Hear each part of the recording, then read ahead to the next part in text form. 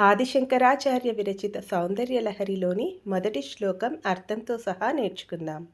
శివశక్త్యా యుక్తో యది భవతి శక్తః ప్రభవితుం నచేదేవం దేవో న ఖలు కుశలః స్పందితుమపి అతస్త్వామారాధ్యాం హరిహర విరించాధిభిరపి ప్రణంతుం స్తోతుం వా కథమకృత పుణ్యః ప్రభవతి.